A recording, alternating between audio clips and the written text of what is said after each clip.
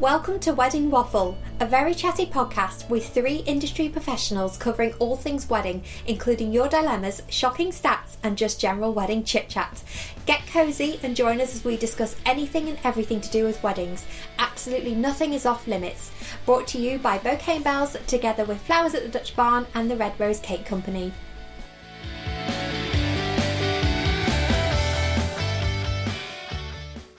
Hi everybody. Hi everyone! Hello! So, this is the first episode of Wedding Waffle. So I am here with Caroline from Flowers at the Dutch Barn. Hiya. And Julie from the Red Rose Cake Co. Hello. Do you two want to introduce yourselves a little bit? Caroline? Hi everyone, I'm Caroline, the owner of Flowers at the Dutch Barn, and I am a wedding florist based in Knutsford.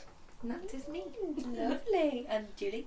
I'm Julie and I own the Red Rose Cake Company and I design and create wedding cakes and I'm based just on the border of Cheshire and North Wales. Fab. And I'm Claire from Bouquet and Bells, and we usually organise and host wedding exhibitions across the North West, North Wales, Shropshire, Midlands and beyond really. But in lockdown we decided to launch our own wedding magazine as well. So our businesses, I guess all our businesses have kind of gone in a sort of different direction, and hence why we're doing this as something new. And this may seem quite random to people listening, a planner, a florist and a cake maker, but we've become really good friends, haven't we, in lockdown? Yes. And we've been chatting basically non-stop Every day. every day, and we can just waffle on forever. So we thought, why not do a podcast and we can just waffle on about weddings. Share our waffle. Share our waffle. Absolutely. A little bit of waffle chat. Yes, yeah, absolutely. So, let's jump straight into it, I guess. So we've got a set of topics for each of these episodes, and we're kind of jumping from here, there and everywhere, really, aren't we? Covering everything and anything to do with weddings. So... No limits. No limits. Nothing is off limits. So... The first topic, which we are diving a little bit in the deep end here, getting quite personal I guess, is, do you believe in love at first sight? And did you instantly know that you would marry your partner? Caroline, do you want to go first? To be honest, I knew I was going to marry Carl when I first met Carl. So, a little bit of a backstory. Carl and I met through friends, and yeah, we kind of ambushed. It was a bit like a blind date, but we didn't know it was going to happen. So we were introduced to each other at Carl's flat, and he was sat there with this awful red hoodie. It was awful. I still love it though. It was just an awful hoodie. He made no effort as me, with my hair straightened and my makeup and all of that. And then my friend got me really drunk before we left. And then was like, "You're going to get me Carl." And yeah, we chatted for my friend and her now husband sort of wandered off. I mean, Carl sat there chatting about 4 or 5 hours, and I was like, I'm going to marry him. I knew I was, yeah. But the week before, I'd gone, I'm off men completely. I was like, that's it. I'm done. I'm not looking for anyone. And then so that's when you least expect it. When you least expect you it. Find it. Yeah. And then so we were going to marry him. Took him a while to propose, but we got there. You got there in the end. Got there in the end. Yeah, when he moved in like a few months later. Yeah. That's it, and then we got a dog, and then that was it. Yeah, once you get a dog, you see that was commitment. it. We got the dog. Yeah. What about you, Julie? Did you know it was love? Was it No. love first sight? No. I knew Paul through, we had a large selection of friends, so we would meet up occasionally, but he was going out with a friend of mine. He was in the middle of divorce proceedings, which I then took over because I worked in law, and we just got on really well. And I thought he was very fanciable, but that was it, really. I now know he also spent quite a lot of our meetings staring down my top. Yeah, and then we met up out of the blue, and circumstances weren't right, but when the circumstances were right, we met back up again, and it's just worked out, and probably better so because we're older and a lot less judgmental and in a better places in our life, and we are.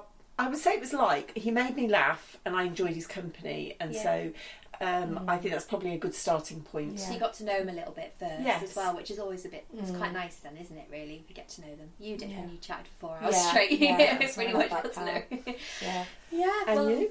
John and I, we met at school when we were 17, and he joined later on in the school year. So he was a newbie. Yeah, everyone loves the new boy. Yeah. He was fresh meat. And he walked into our English lesson, and he looked so shy and scared. And you know how it's horrible when you walk into a class that's already established. It's already, but the second I looked at him, despite me having a boyfriend at the time, and you look so sweet. I looked at him, and the first thought that crossed my mind is, I'm going to marry him. That was the first thing I thought. And I really? can't explain that. I just looked at him and it was like, yeah, that's done. I know. I just know somehow it's going to happen. And it did take him about 10 years to finally get to that point. We got married in June 2018, but we did it. And I knew it from Did you dump your boyfriend? Yeah. Thank God. Oh yeah, that's hard work. 10 years later, still together. Got a secret family. Yeah. So we did a poll on this. I did a poll on my Instagram and asked followers, "Do you believe in love at first sight?" And 74% said defo. Really? And 26% said it's a load of rubbish. It's not a load of Really? rubbish. It's not. No. So perhaps you know. perhaps that 26% it hasn't happened yet. Yes, Well, maybe. yeah, There's hope. There's hope. Absolutely. That's a nice way of looking at it, isn't it? Okay, so fabulous. Moving on. So guest list for me was personally one of the most challenging elements when I was planning my wedding. It was a nightmare from start to finish. Did you feel the pressure? Caroline, I know that you're obviously planning your wedding at the moment during these very, very hard times. Yeah. And Julie, you are married. Yes. Did you feel the pressure to invite as many people as possible to the daytime celebrations so you didn't let anyone down or make them feel second best by inviting them to the evening reception only? And would you ban someone from your wedding? Oh, absolutely. Julie, let's come to you first. Go on. Probably because I'm a bit older. It's just I'm not quite so tolerant of You had a people. small wedding, didn't you? Yes, Paul and I have both been married before, so and the rule really, both of us had the same rule, and that was we weren't going to spend our hard-earned cash and our day with people who didn't like him or didn't like me or who were just there to see what we were doing. And so no, there was 13 of us. Kept it nice and simple. Really just the kids plus their partners. Then we had a couple of friends, so our witnesses were friends because we thought the kids were all doing something. They were either doing a reading or one was a photographer, one walked me down the aisle. So each did their own thing, and they're not children; they were adults. So we had witnesses, and then at the last minute, Paul's stepmom couldn't make it, and so we just invited some friends of ours who were close to us. So it was 13 and a really close number, but we had the best meal. We had because it was just a table of friends, and so we had a great time. Paul got absolutely lashed, and we carried him home in the evening. Exactly what you're supposed to do. So you felt that small wedding wasn't necessarily a bad thing at all? I'm an absolute advocate of intimate or micro weddings, whatever you want to call them these days. I think if you're somebody who doesn't like being centre of attention, then it's an ideal opportunity to stay comfortable and be with friends and people that you love and they love you. And that is my criteria. So we had some friends who didn't like Paul, so they weren't really our friends, they were my friends. But they rocked up and sat outside the registry office to see who was going in, and somebody happened to see them. And I just thought my gut instincts about not inviting you were absolutely right. Yes. So I'm all for banning. I think if it's somebody who you're not sure about, you're not keen on, why would you waste your hard-earned cash and time on it? I think you're right, and I think you know if someone's on the fence, don't you, based on your personal, and if someone is on the fence, you just have to say, well, tip them off it. Tip them off. Give them a little kick. What about you, Caroline? So we're planning our wedding, and one reason, so we're getting married in France, and one reason was that is so we could chop people out of our wedding guest list. So our original guest list was nearly 200 people, because Carl's got a really big family. My immediate family's small, but my dad has remarried, so he's got his children and what have you, and then the family grows, doesn't it? Because they all have each other. So our family's then quite large as well. So it's getting to a quite big guest list, and I was just like, it's too many people. Carl he'll be happy going to a registry office. He wants a small wedding. But I was like, no. I want my princess wedding. I have a plan. We have a plan. So we ended up choosing a venue that could hold 200, but we didn't want to take 200 people to France. So the guest list's about 100, but we did it so there'll be no evening guests, because you don't go to France for an evening. Yeah. Do you? So everyone was there for the everyone full. would be there for the full day. Yeah. And so we did it that way, and we literally both wrote a list out each. I also we included on ours. So, for example, I would have included the best man, who's Carl's best friend, and things. And then we did it that way and compared. And there was a few people that Carl wouldn't know about. So some of my godparents, for example, were like, we'll include those because they're, grew up around them, which Carl wouldn't have necessarily known, and vice versa. But we kept it pretty equal. But we have banished. So it's the benefit of a destination wedding, isn't it? Is being able to control. You've got a good excuse. We've got a really good excuse. And then, we've got rid of a bridesmaid, and we've got rid of one of the best men as well. But also, I think it's amazing how relationships can change, because you've been engaged for a while, and I think most people are now. Yeah, so people... 2, 3. I don't know how long we've been engaged. Too long. Well, people that you were friendly with back then, yes. you're naturally going to do. And especially, I think, over the unusual time we've just had with a year of lockdown, you know who you're closer to and who you're not. Yeah, so like the bridesmaid and the best man I'm referring to, I won't name names, we were very, very close. We were a little group. But yeah, we just think, we realised that actually the friendships weren't what we thought they were. And then Carl sacked his best man, and then you can't have his wife go. And she's still invited, but and I couldn't have her as a bridesmaid, and then I had to make a really tough call. But then it sounds awful. I really hope she doesn't listen to this. But as soon as I hope she does. As soon as I did, it was like a relief. I was really sad about it because I felt guilty, but it was actually a relief. And I think I don't know if I chose her as a bridesmaid because I felt I had to, because I saw her so much pre the pandemic. Because we were a group, but actually, I love the girls that I've got, and she's still invited to the wedding and stuff. But she even turned around to me and said, "Well, if he's not coming, I'm not." So I was like, "Well, you're definitely not a bridesmaid. You're not, you don't deserve it." So to me, those people should be the ones that have your back. And if you don't have your back, this is a bride tribe. That's what they're there for. So and that's not an easy decision to make. No, and then I just thought we're saving a load of money on catering and the dresses and shoes and dressing gowns and this, and it soon adds up. You're spending a lot of money on these people. Yes, you do. So I think, and I know it's not about money, but if they've not got your back, then see you later. Yeah, that's the best attitude. I think you've got to be quite cutthroat, otherwise you could end up with a guest list. You just go on and on and on. I can't help but feel there's a new vocation arisen here, that the wedding choppers. The wedding choppers. You bring us in and we will sort your guest list out for you. Yeah. And I think a lot of people have this problem though, and like... Well, because with our wedding, we got married in a barn venue in North Wales, and there was always quite a strict limit on numbers in the barn, of about 100 seated guests for your wedding breakfast. So we decided to cut the list at 90. So that in itself was a struggle. So I can't imagine how people even manage to get their numbers down to 30, 15 like people have been forced to. But then you managed it, and because you had your close circle of people that you genuinely wanted. I think if you have to do it, you're capable of doing it, because the only people really, it's a celebration of your love, not everybody else's love, and that you can forget that.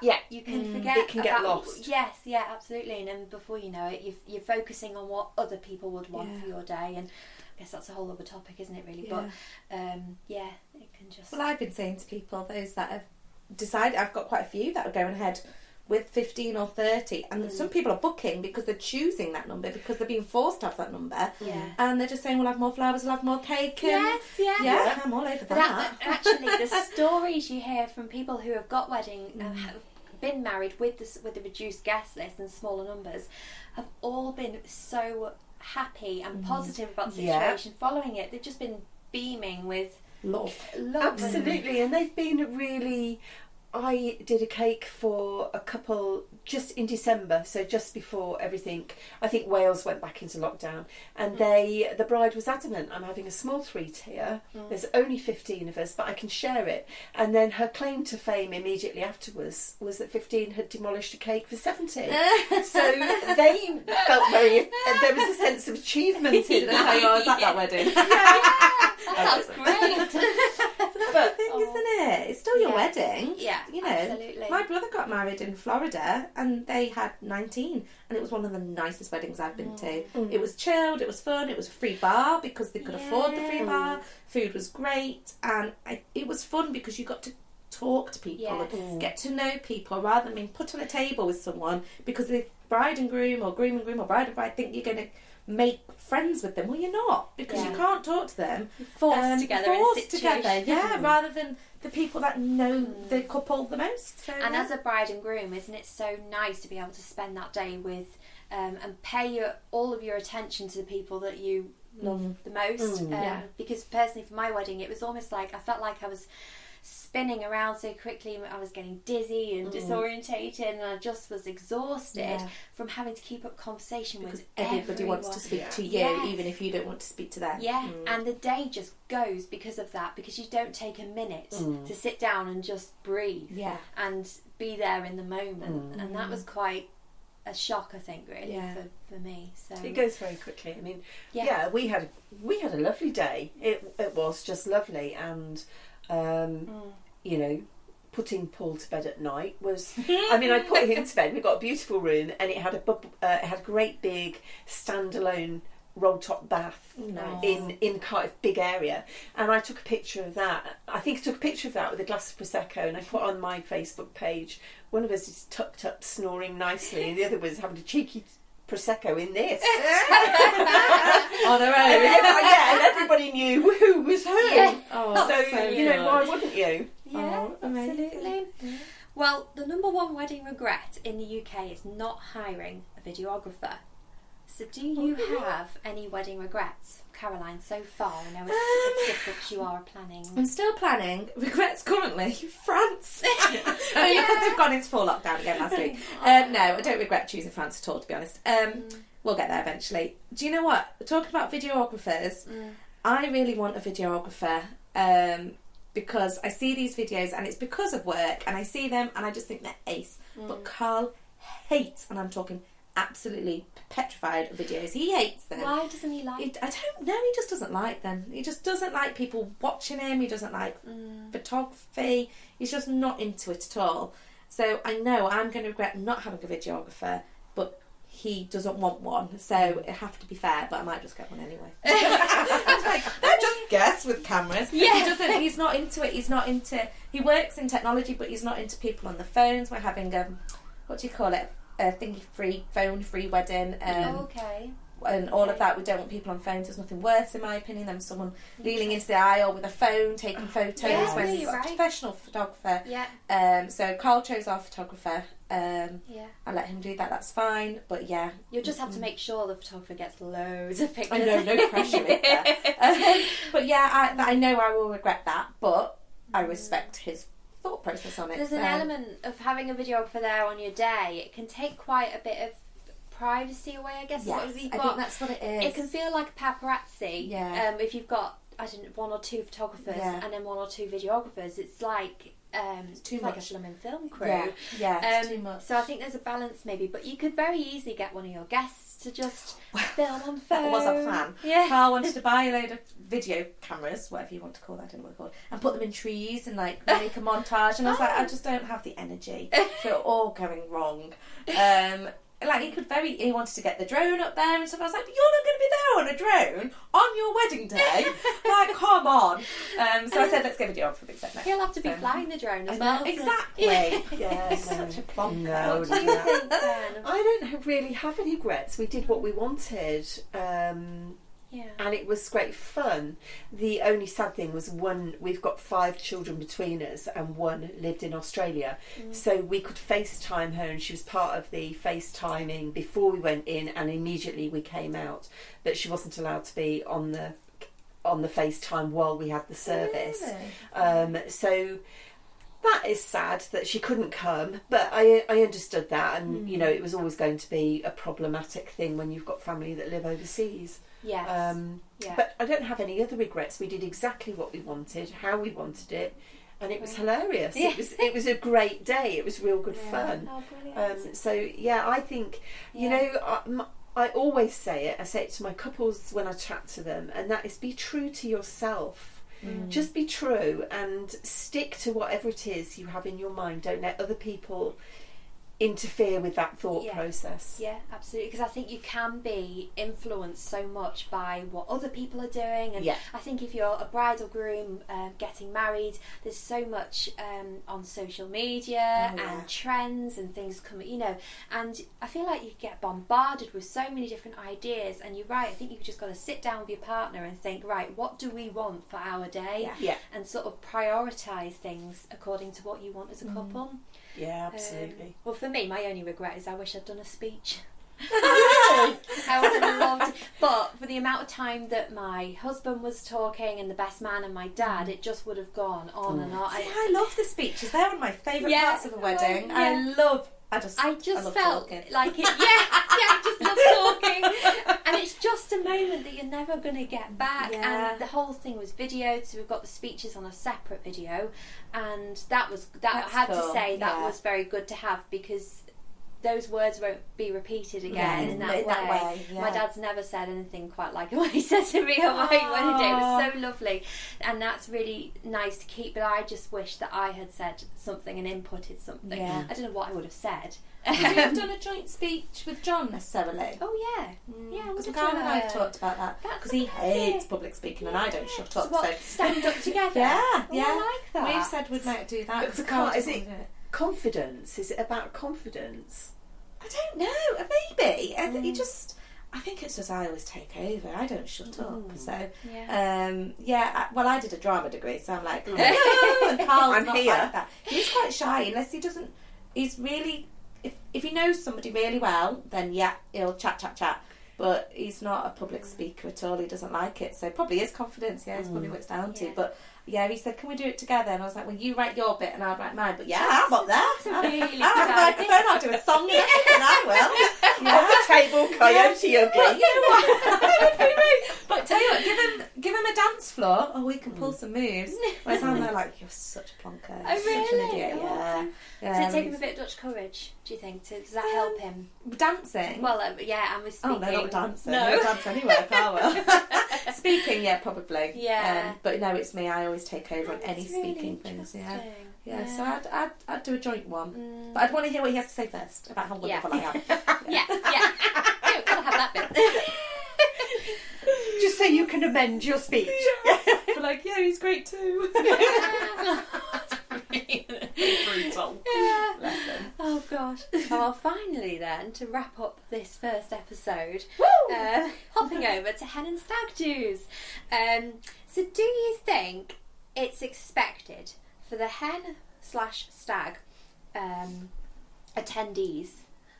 Does that make sense? Yeah. The hen stag, so people attending the hen stag do's, the guests. Do you think it's expected for them to pay for the bride or groom at their hen? See, I disagree with that. I think it is expected. I have been, every single hen do I've been to, I've had to pay towards the bride, which is fine. But when it came to mine, I was like, I paid for myself, and everyone's like, okay. And I'm like, whoa. And realistically, I actually think, no, I've paid for everyone else's. You should then return the favour. See, I just think because it's not just a night down the pub, is it? No, they go overseas. That's a lot of money. Yes. For some people, you've got to find it yourself. Yeah. To then find a share for another person, I think is too much. Yeah. Now, personally, I think if you all do something and then when you're there you decide we're going to go on our last night, we're going to have a big meal, all of us together. If you wanted to contribute to that, that's fine. So a part of it.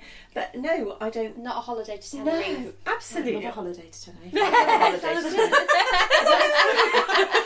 Oh, see, there's things whereas I've seen it as, well, I've had to do it for everyone else, so why would they not pay it? But then why not, if everyone agrees from the start, and you pay for yourself, then you never have to do it for anyone else. But I think when you're invited here and there, and I've been to Barcelona and stuff and have to pay for the bride, and oh my gosh. That starts getting really expensive. It's more like but when it's split between say 10-15 people, it's like £30 each. So it's not so bad. That's okay. But yeah, I've never been on an abroad hen night. I've not. Hen do.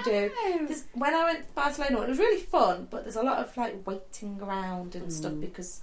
But also with that, everyone arrived at separate times. So I was there about 4 hours before everyone else. So I was like, wandering around Barcelona with my little suitcase because we couldn't get into the apartment and stuff. But and trying to do what everybody else wants. That would drive me insane. And then you've got the travel aspect, and then you've got the cars and what have you. But it used to be, didn't it, a night out or, like you say, a meal or something. That's the one thing I said I wanted to do for my hen was to stay local. Because I'm in Tarvin, just outside Chester. We went into the centre of Chester and just had meal and drinks and that was it, nightclub and but the day before actually, because I wanted to get, it's very important to me that I got my grandmas involved as well because they really wanted to be involved in the aspect, and I didn't think taking them to a nightclub was really going to be the best option. So we went for an afternoon tea the day before my proper hen do, and they really enjoyed. And actually that was nice because it was a nice sort of calm hen experience. Nice to have a chat with everyone. But again, people they covered me for both those days, and I was the one, I put my foot down and said absolutely not, and they said, well, no, it's it's already done, we're paying. But it wasn't, I wouldn't ever expect for them to pay if we were going abroad. They're talking hundreds. You are. I think that's the thing, isn't it? And I think it's a tricky one, isn't it? To know who. The dog's just at the door. Popped up for a chat. Oh, bless her. John's calling you. Right, Bobs, I'm here. I've got something to say. My input. Would you go on a stag do, Bob? Obviously not. He carried off in shame. Anyway, on that note, that's so funny. I think that's all of hen and stags. hen and stags. Yeah, I don't think there's much. One thing about stag do's, though, they're completely different from hen do's, aren't they? Well, I think they are. Maybe. Well, pretty do you think? full. Yeah, do you think they're worse? I want to go on one. Let's put it that way. I think some hen do's can be bad enough. But give me a spa and a meal any day. But stag do's, some of them are brutal. Yeah. I get worried when Carl goes to one. Not turn up for your wedding with no hair and one eyebrow. Yeah, this is I think why they do it months before. It's funny you should say that because my sister's husband actually turned up on his wedding day with a black eye following the stag do. No, really, I can't remember the whole story of how it happened, but he had a big gash underneath his eye, and it swelled. And come the wedding, it was reduced, and I think he put a bit of makeup on. But this is why as well you've got to be careful when you have your hen and stags. You don't have it too close to the wedding. John spent 3 days after his stag in bed. He was so ill. I think the thing is as well though, thinking about them, they are lovely in the sense of, like, I've got friends sort of dotted all over. They're not a group like a lot of people have groups, don't they? But it's nice because they get to know each other. And then come the wedding, they're like, hello everyone, and it's really lovely like that. That's true, actually. So there's a lot of benefits to them. Is that what the men do? No, I don't think so. They're like, oh, don't like you. Remember that vodka I gave you? Yeah, but I think from a female perspective, I love a Jaeger bomb. From a female perspective, though, I think that's quite nice. Especially a lot of weddings you go to, a lot of people don't know each other. No, you're right. It's a bit of an icebreaker, isn't it? Then, but then how do you know who you should invite to your hen or stag do? That's hard. That's harder than the wedding. I always think it's such a mismatch of people. It's people that would never normally get together. You're never going to have that same group of people get together again. Yeah, because it's your mum, your sister, your best friends, your colleagues, your nan. It's everyone that wouldn't normally get together, but there's something quite nice about that, I Yeah. think. Yeah. Yeah. So, Be good. yes, right. Okay, well, I think that is a wrap on the first episode, isn't it? Oh well, thank you very much, ladies, and thank you to everybody who may listen. Yes, thank you to everyone that's listened to the whole episode, and we can't wait to see you on the next one. Okay, Bye. See you. Bye.